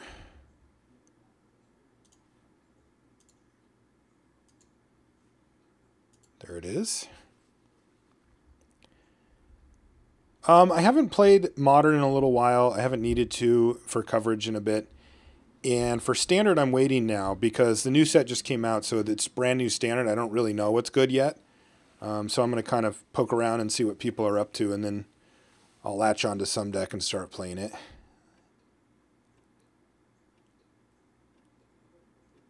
So that'll be sweet. I'm working on the... you guys want to see it, you can just see it. There it is. I'm working on the video set review for the rares review.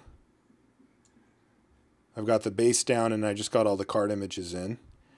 And now I have to do the rest. It took me, after we were done with the podcast last night, to get to this stage, which is a lot of work, but then this part's just more tedious. Basically what I have to do is like this. I bring these images in, and these are all images of the cards, and then so they'll pop up like this. But then I have to put them on the part where we're actually talking about them. So I have to go through this thing and listen to the show while kind of skipping around about, oh, what were we talking about there? All right, we were talking about that one card, and then placing these and resizing them until they're in the right spot. So after we're done with the stream, that's what I'm going to be doing. If it looks like fun. It's not really.